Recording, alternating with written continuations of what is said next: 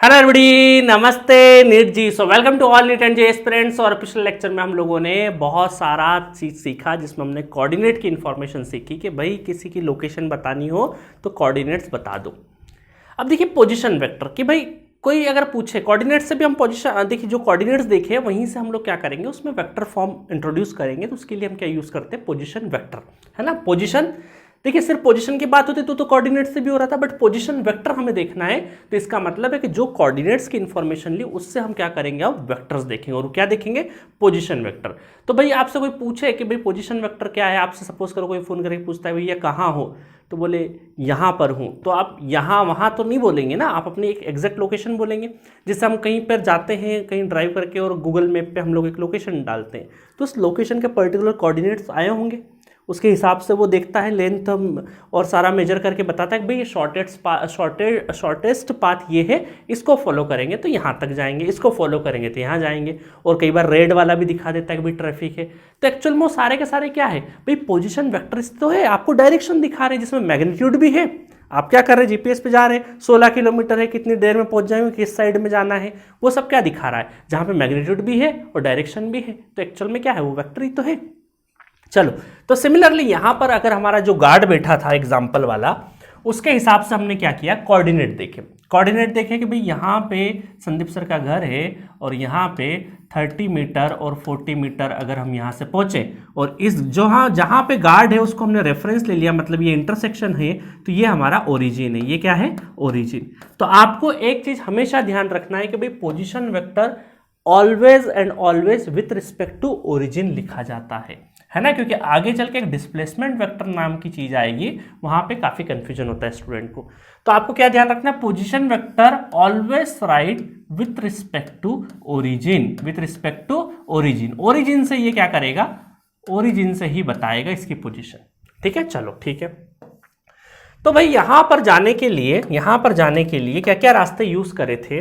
रास्ते में ये यूज किया था, पहले तो इनकी एक्सिस का नाम बता दे, क्योंकि नहीं तो फिर गड़बड़ हो जाएगी। एक्स एक्सिस और वाई एक्सिस, और बाय डिफॉल्ट ये पॉजिटिव रहता है, मैं लिखूं चाहे नहीं लिखूं, ये जो स्टैंडर्ड साइन है वो आपको बाय डिफॉल्ट लेके चलना है। ठीक है, नहीं तो बोले सर यहाँ तो पॉजिटिव निगेटिव लिखा ही नहीं आपने।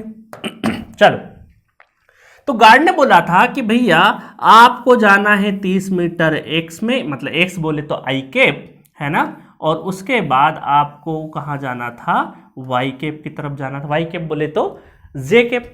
तो इसका मतलब है कि 30 आपको आई कैप जाना है और 40 आपको जे कैप जाना है। तो कहाँ पहुंच जाएंगे, संदीप सर के घर पहुंच जाएंगे, जिसको मैं अभी के लिए इसको मैं ए बोल देता हूं। क्या बोल देता हूं, ए पॉइंट बोल देता हूं। और गार्ड ने बोला था कि भाई यहां पे अगर मुझे पोजीशन वेक्टर लिखना रहेगा किसके रिस्पेक्ट में, विथ रिस्पेक्ट टू ओरिजिन। अगर यहां पर मुझे लिखना है इस ए पॉइंट का पोजीशन वेक्टर, पोजीशन है कोऑर्डिनेट से, इसका मुझे पोजीशन वेक्टर लिखना है विथ रिस्पेक्ट टू क्या, ओरिजिन लिखना है। तो वो पोजीशन वेक्टर हमेशा क्या आता है, विथ रिस्पेक्ट टू ओरिजिन आता है। तो यहां पर हम क्या करेंगे, एक लाइन खींचेंगे जिसको हम बोलेंगे ये हमारा, ये लाइन खींचा और ये हमारा क्या रहेगा, पोजीशन वेक्टर। इसको बोलेंगे हम लोग position vector of A, position vector of A, है ना।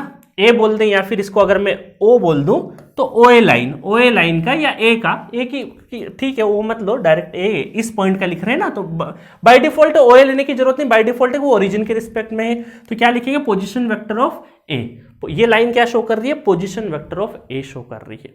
तो यहां तक पहुंचना है तो इसके जो पोजीशंस लिखेंगे हम लोग वो कैसे लिखेंगे, वैसे तो हम क्लास 1 से ही समझ गए, पोजीशन वेक्टर को डिनोट करते हैं आर से।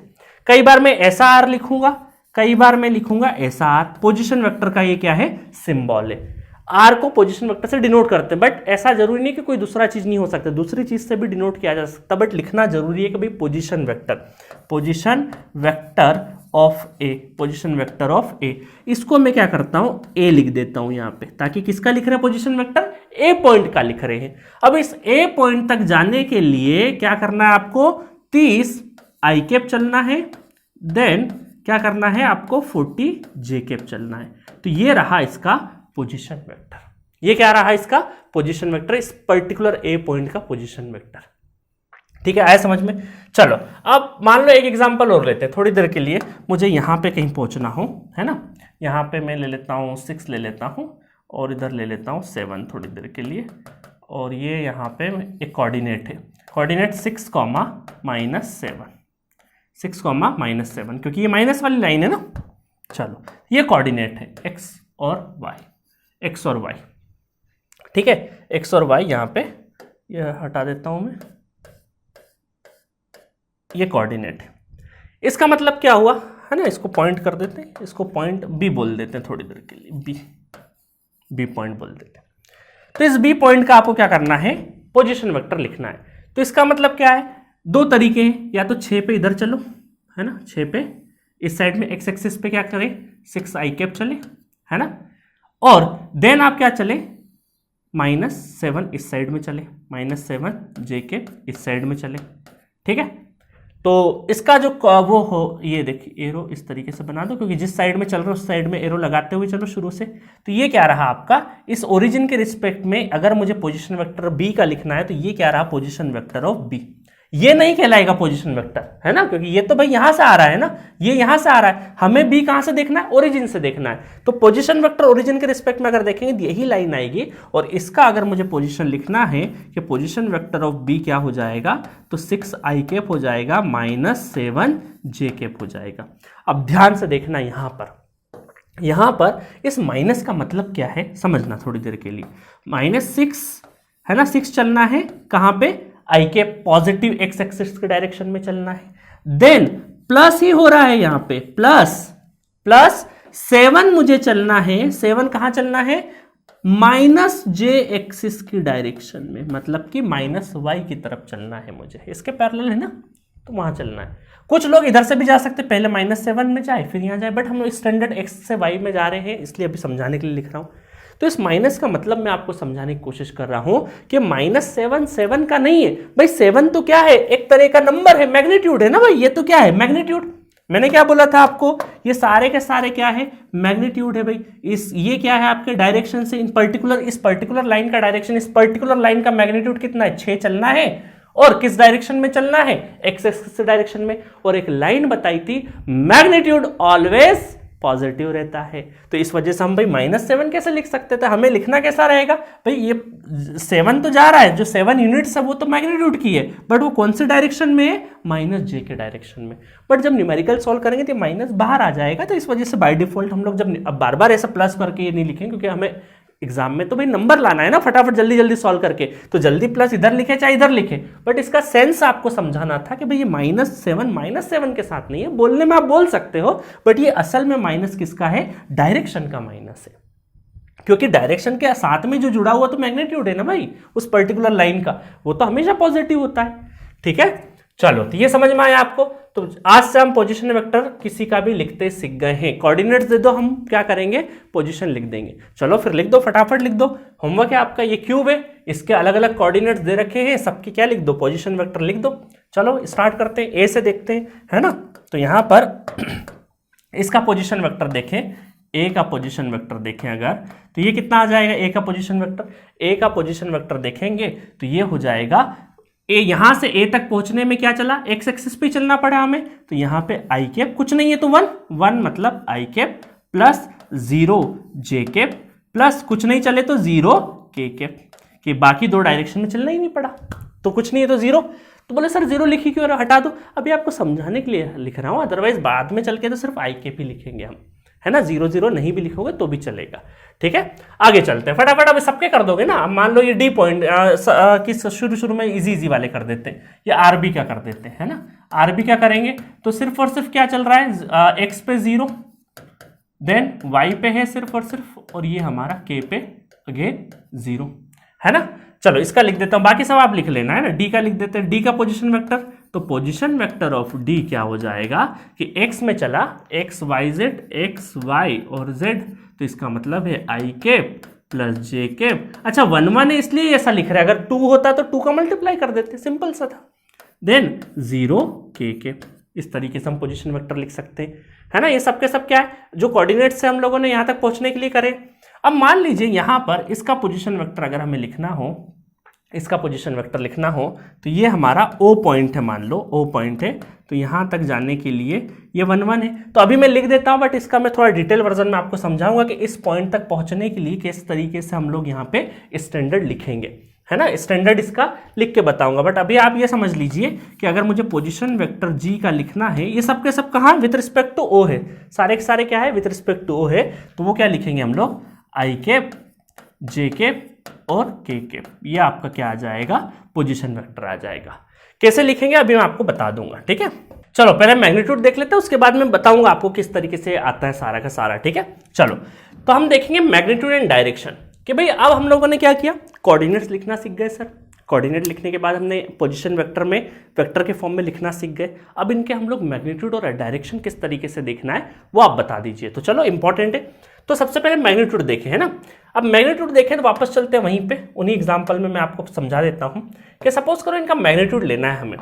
तो अब मुझे एक चीज़ बताओ कि अगर ये पोजीशन वेक्टर ओ से लगा के ए है, 3 लाइन है हमारे पास, लाइन नंबर 1, लाइन नंबर 2 और लाइन नंबर 3। तो मुझे एक चीज बताओ कि मैग्नीट्यूड जो होता है, अगर मुझे मैग्नीट्यूड देखो, मैग्नीट्यूड का एक्चुअल मतलब क्या होता है वो समझना। मैग्नीट्यूड का मतलब है कि भाई ये जो कोई भी ऐसा वेक्टर है एरो के फॉर्म में आप बताते हैं और इसका जो लेंथ होता है, ये जो लेंथ होता है वो चाहे प्रोपोर्शनल में हो, है ना, एग्जैक्ट तो हम नहीं बोलते, बट इसका जो लेंथ है वो क्या इंडिकेट करता है, उसका मैग्नीट्यूड इंडिकेट करता है। क्या करता है, मैग्नीट्यूड इंडिकेट करता है इसका लेंथ। प्रोपोर्शनली हो सकता है ना, इसको मैं बोल दूं 100, बट क्या 100 मीटर का लाइन थोड़ी है, बट प्रोपोर्शनल हो सकता है। बट भाई जो लेंथ है वो क्या इंडिकेट करती है, मैग्नीट्यूड करती है इंडिकेट। तो सिमिलरली हमारे वाले जो एग्जांपल है, थोड़ी देर के लिए पोजीशन वेक्टर पे आते हैं हम लोग, तो हमारा ये जो लेंथ है ये और ये लेंथ है, एक लेंथ ये हुआ, दूसरा लेंथ ये हुआ, तीसरा लेंथ ये हुआ। तो अगर हमें इसका पोजीशन वेक्टर का मैग्नीट्यूड लिखना रहेगा, पोजीशन वेक्टर का मैग्नीट्यूड लिखना रहेगा, तो ये जो तीसरी लाइन है हमारी, ये इंडिकेट कर रही है कि वहां तक पहुंचने का मैग्नीट्यूड, ठीक है। तो हम क्या बोलेंगे यहाँ पे, हम बोलेंगे कि मैग्नीट्यूड ऑफ पोजीशन वेक्टर, है ना, इस पोजीशन वेक्टर का क्या है मैग्नीट्यूड। वेक्टर में एक मैग्नीट्यूड है, तो इसको हम पहले तो सिंबल यूज कर लेते। उसके बाद क्या बोलेंगे, with the help of Pythagoras, कि भाई 30 इधर चले 40 इधर चले, तो ये क्या हो गया हमारा, ये आपका आ जाएगा 50 मीटर, ये आपका मैग्नीट्यूड पाइथागोरस से हम लोग निकालते ही हैं। तो सिमिलरली आपको भी यहीं पे यही करना है कि कोफिशिएंट ऑफ, है ना, कोफिशिएंट, इसमें देखना कोफिशिएंट ऑफ आई का whole square plus coefficient of j का होल स्क्वायर। पाइथागोरस कर रहे हैं तो हम लोग सिर्फ और सिर्फ क्या लेंगे, 30 और 40। पाइथागोरस से भी सॉल्व कर सकते हैं। तो मैंने एक स्टैंडर्ड बता दिया कि आई कैप के साथ में जो भी कोफिशिएंट है वो लेना है उसका स्क्वायर, और जे के साथ में जो भी कोफिशिएंट है उसका लेना है स्क्वायर। स्क्वायर करेंगे तो मैग्नीट्यूड आ जाएगा आपका, है ना। तो बड़ा सिंपल सा है मैग्नीट्यूड निकालना कि भाई ये जो लेंथ है तीनों में से ये वाला जो लेंथ है वो हमें कहाँ पहुंचा रहा है, डायरेक्ट हमारा पोजीशन वेक्टर बन रहा है, और उसका मैग्नीट्यूड किस तरीके से, इस तरीके से लिख सकते हैं, ठीक है। तो यही हम लोगों ने मैग्नीट्यूड ऑलरेडी डे 1 से हम लोग लिखते आए हैं। इसका मैग्नीट्यूड हमने लिख दिया कि भाई 30 स्क्वायर प्लस 40 स्क्वायर, ठीक है, ये हो गया मैग्नीट्यूड। मैग्नीट्यूड लिखना बड़ा आसान है, ठीक है। इसका भी अगर मुझे मैग्नीट्यूड लिखना है तो आरबी का अगर मुझे मैग्नीट्यूड लिखना है तो दोनों के जो कोफिशिएंट है उनका स्क्वायर कर देना, 6 स्क्वायर 7 स्क्वायर, तो ये क्या आ जाएगा, मैग्नीट्यूड आ जाएगा। यहाँ प्लस हो माइनस हो में कोई मतलब नहीं है, हमें सिर्फ और सिर्फ उसके कोफिशिएंट से मतलब, और कोफिशिएंट ऑलवेज क्या रहता है, पॉजिटिव रहता है, क्योंकि माइनस वाली चीज तो डायरेक्शन शो करती है ना। तो ऑलवेज मैग्नीट्यूड में आपको एडिशन के साथ में ही चलना है। तो इस तरीके से आप मैग्नीट्यूड लिखना भी सीख गए, ठीक है। तो अगर मैं इन जनरल अगर मैग्नीट्यूड लिखने की बात आई, है ना, तो यहाँ पे लिख देते हैं थोड़ा सा ये। तो इन जनरल अगर मुझे मैग्नीट्यूड लिखने की बारी आएगी तो कोई भी वेक्टर है ना, कोई भी वेक्टर है उसमें एक्स आई कैप प्लस वाई जे कैप, ठीक है, और इसका अगर मुझे मैग्नीट्यूड लिखना है तो क्या लिखूंगा मैं, under root x square plus y square. तो ये तो रहा 2D। सपोज करो अगर ये 3D हो जाए, है ना, ये 3D हो जाए, ये 2D का, ये क्या दिया हम लोगों ने, 2D की इंफॉर्मेशन दी मैग्नीट्यूड की। अगर सपोज करो 3D हो जाए तो ये आर कैप, सपोज करो बी इस तरीके से हो जाए, आई कैप प्लस वाई जे कैप प्लस जेड के कैप, ठीक है। तो यहां पर मैग्नीट्यूड कैसे आ जाएगा, इसका मैग्नीट्यूड आ जाएगा x square plus y square plus z square. कैसे आएगा अभी आपको बताता हूं, 2D में तो समझ में आ जाता है, 3D में समझ में थोड़ा सा कम आता है। यहां पर समझते हैं थोड़ी देर के लिए। मान लेते हैं इसके अंदर कि मुझे लेंथ, कौन सी लेंथ पे कमेंट करना है, मुझे कमेंट करना है लेंथ, ओजी की लेंथ निकालनी। क्या निकालना है? ओजी की लेंथ निकालनी है ना। ओ से लगाकर जी तक मुझे पहुंचना है, ओ से जी तक पहुंचना है। तो ओ से जी तक पहुंचना है तो आप देखो कैसे चले, या तो पहले ओ से ए चल लें, फिर ए से डी चल लें, और फिर डी से जी चल लें, तो वहां पे पहुंच जाएंगे हम लोग। वहां पे क्या करेंगे, पहुंच जाएंगे। या फिर ऐसा चले, ओ से बी चले, बी से डी चले, और फिर यहां पे आ जाए। दोनों ही रास्ते हैं, ठीक है। तो चलो अब सबसे पहले मान लीजिए मैं यहां पर, है ना, ओजी तक पहुंचना है हमें। कहां तक पहुंचना है? ओजी तक पहुंचना। ध्यान से देखना, बहुत इंपॉर्टेंट है। आपको बहुत सारी स्टैंडर्ड किताबों में यहां से न्यूमेरिकल देखने को मिलेंगे कि मक्खी उड़ रही है, एक टीचर मैडम आ रही है, फिर वहां पे मक्खी है, तो वहां तक कैसे पहुंचना है, सारे सारे बहुत सारे आपको क्वेश्चंस मिलेंगे। चलो तो यहां पर ये मैं एक्सेस बना देता हूं, और क्यूब का मैं सिर्फ और सिर्फ ये वाला सेक्शन लेता हूं। ये वाला कौन सा?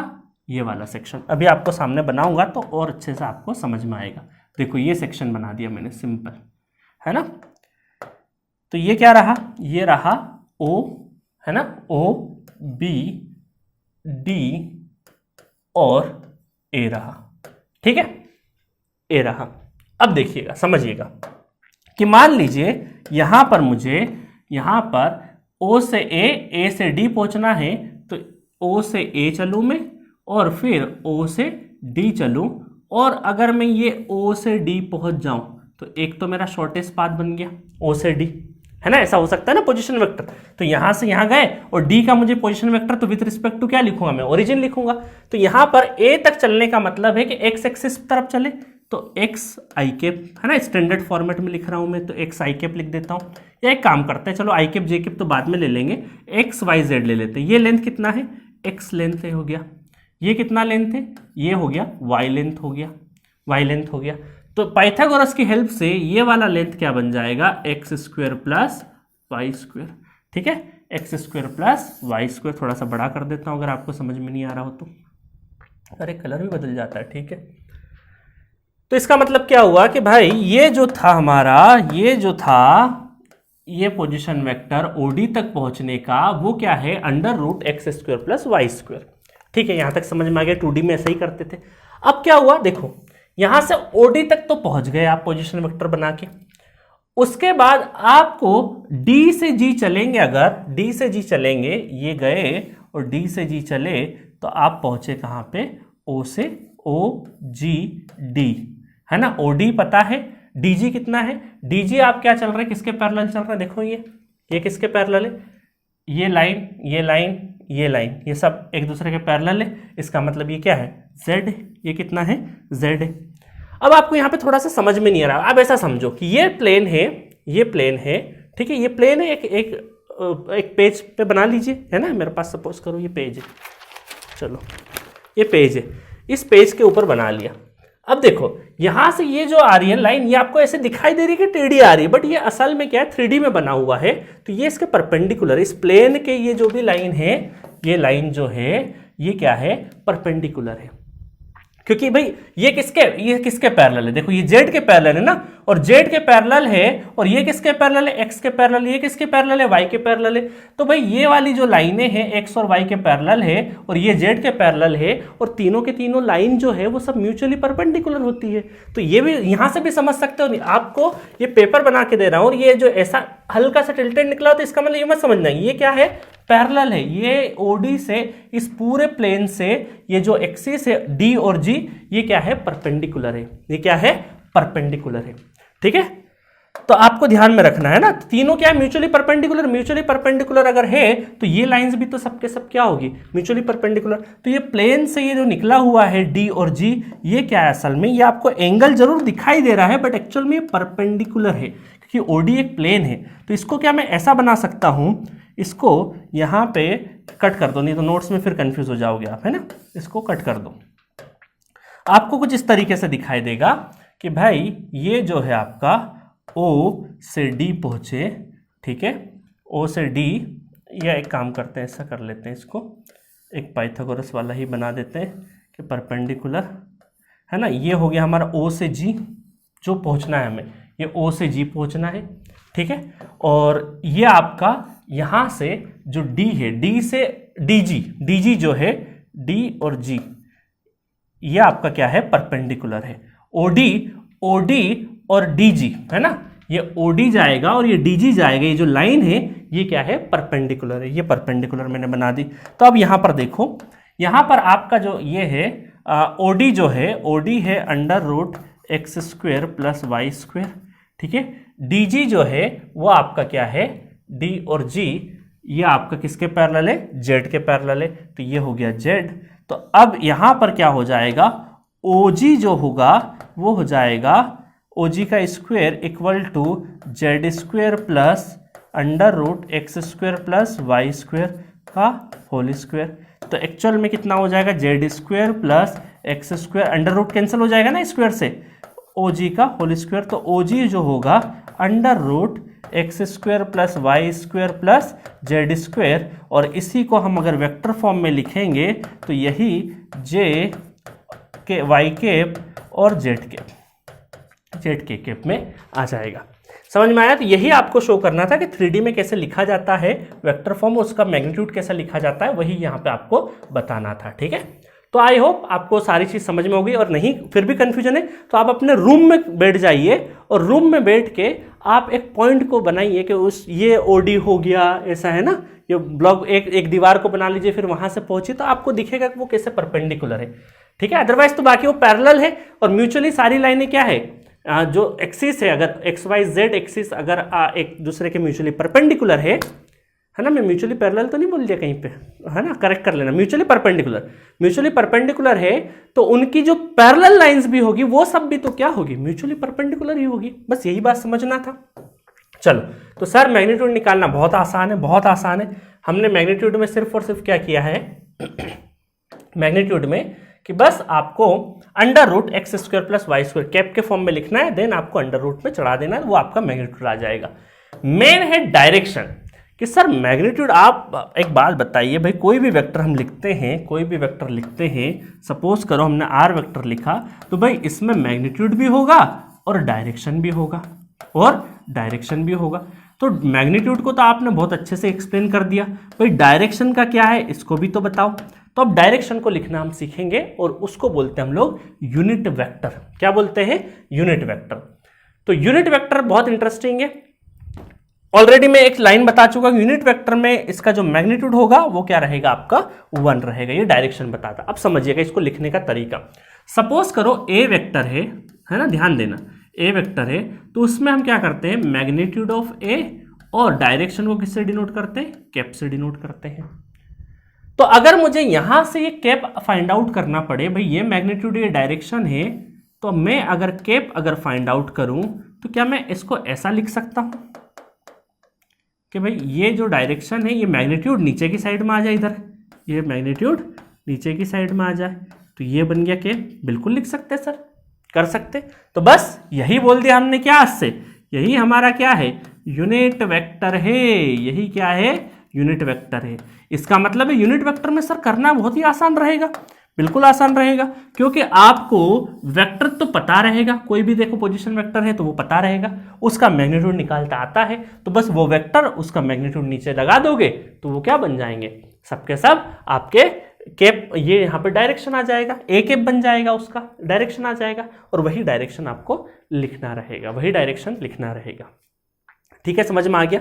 आगे चल के देखो एक चीज और बताऊंगा मैं आपको कि पोजीशन वेक्टर, देखो सपोज करो इसका मुझे अगर लिखना हो पोजीशन वेक्टर, थोड़ी देर के लिए इसका अगर मुझे यूनिट वेक्टर लिखना हो, आर कैप लिखना हो, तो कैसे लिख सकता हूं, आर कैप ऐसे लिख सकता हूं कि आर कैप है ना, आर कैप लिखना है तो ये क्या हो जाएगा, आर वेक्टर और मैग्नीट्यूड ऑफ आर, किसका लिखना है, ए का लिखना है तो ए कर दो। तब देखो यहाँ पे ए क्या है आपका, ए आपका है, ए वेक्टर जो है 30 i cap plus 40 j cap divided by magnitude जो है इसका, मैग्नीट्यूड √30² प्लस 40²। ठीक है, चलो आगे बढ़ते हैं। इसको जब सॉल्व करेंगे तो 30 i cap 40 j cap divided by, ये हो गया 50 तो 10 कैंसिल हो गया, तो यहाँ पर कितना हो गया देखो, 3/5 आई कैप प्लस 4/5 जे कैप। ठीक है, ये हो गया आपका डायरेक्शन, ये क्या हो गया आपका डायरेक्शन हो गया। अब चेक कर लेते हैं कि सर आपने बोला था ये यूनिट वेक्टर जो भी रहेगा यूनिट वेक्टर उसका मैग्नीट्यूड 1 होगा, उसका मैग्नीट्यूड क्या होगा 1 होगा। बिल्कुल चेक कर लेते हैं, इसका मैग्नीट्यूड निकालते हैं। इसका मैग्नीट्यूड निकालेंगे, देखो 3 square divided by 5 square plus 4 square divided by 5 square कर लेते हैं फटाफट। तो यहाँ पे कितना हो जाएगा देखना, 9/25 प्लस 16/25, तो कितना हो गया 25 सेम है, 25 और 25, 25 डिवाइड बाई 25, तो देखो आ गया ना 1 क्या आ गया मैग्नीट्यूड, तो इसका हो गया मैग्नीट्यूड 1 हो गया। सिमिलरली आप किसी का भी पोजीशन वेक्टर इस तरीके से निकाल सकते हैं, ये किसी का भी पोजीशन वेक्टर निकाल सकते हैं, सॉरी पोजीशन वेक्टर के साथ में डायरेक्शन निकाल सकते हैं कि भाई यहां पर पोजीशन वेक्टर के साथ में अगर आपको डायरेक्शन निकालनी है तो इस तरीके से डायरेक्शन निकालते हैं। समझ में आया? तो आज से आपको मैग्नीट्यूड भी निकालता आ गया, डायरेक्शन भी निकालता आ गया। आगे चल के हम एंगल के बारे में भी डिस्कस करेंगे कि ये जो एंगल होगा इसको हम अल्फा एंगल बोल देंगे, है ना। जब हम ट्रायंगल लॉ, पैरेललोग्राम लॉ वगैरह पढ़ लेंगे तो ये रिजल्टेंट होगा, रिजल्टेंट से ये एक्स एक्सिस से रिजल्टेंट, अभी सुन लेना बाद में बना देना, है ना। ये बाद में भी मैं सिखाऊंगा, अभी सुन लो, लिखा रहेगा सही रहेगा, बाकी डिटेल वर्जन में मैं आपको ट्रायंगल लॉ में अल्फा एंगल के बारे में डिस्कस करूंगा। अल्फा एंगल क्या होता है, रिजल्टेंट से जो एक्स एक्सिस से हमारा एंगल बन रहा है वो है।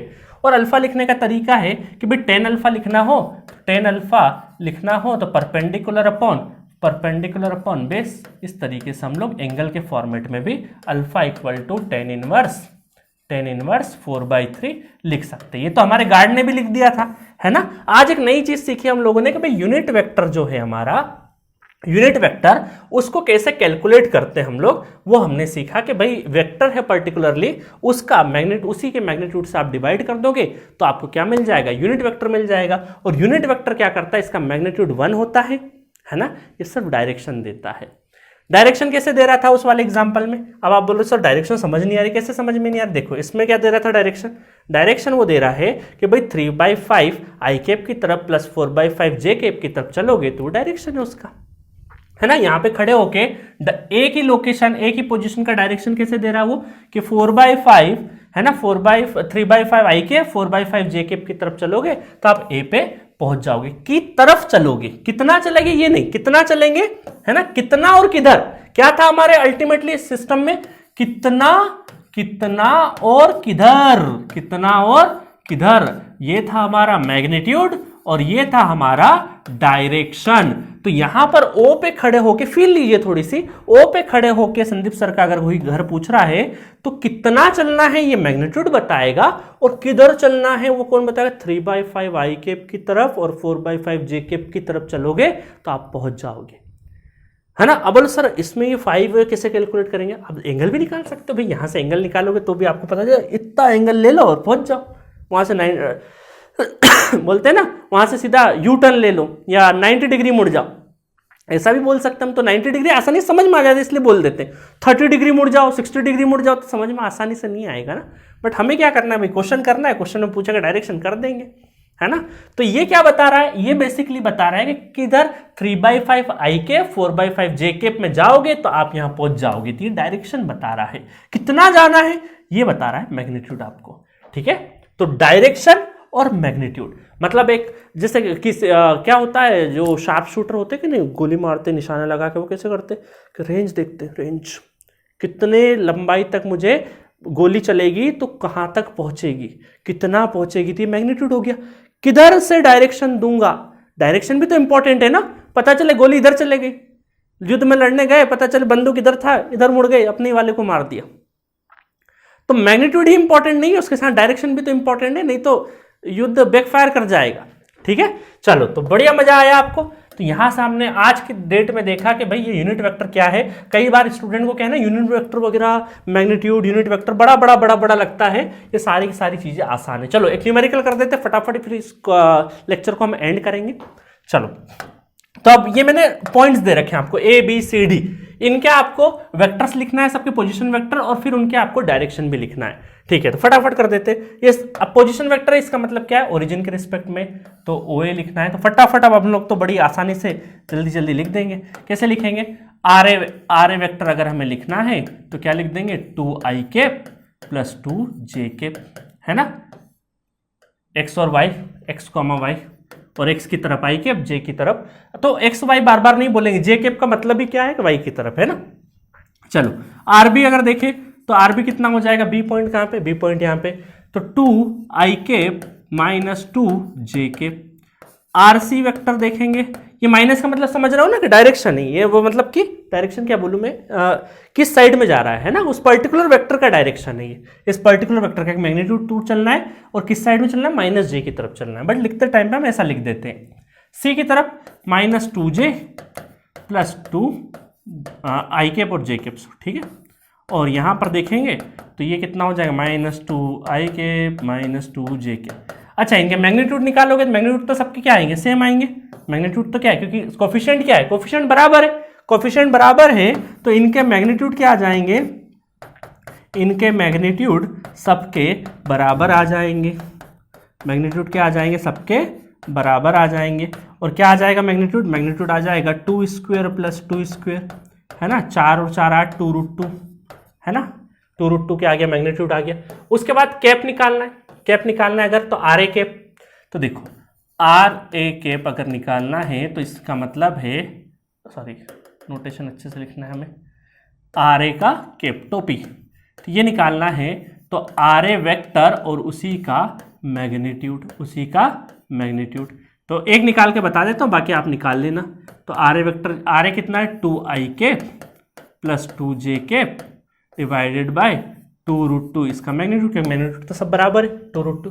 वेरीफाई करें क्या कि इसका मैग्नीट्यूड 1 आता है कि नहीं, चलो कर लेते हैं, है ना, बाकी लोग आप कर लेना है ना, बाकी तो सिंपल है, सब रखना ही है। इसका मैग्नीट्यूड देखते हैं, इसका मैग्नीट्यूड देखते हैं अगर हम लोग, तो मैग्नीट्यूड क्या आ जाएगा, थोड़ा इसको सिंप्लीफाई कर लेते हैं, 2 से 2 कैंसिल हो जाएगा, दोनों साइड में खुलेगा तो, है ना, लव कर देता हूँ आपके लिए यार।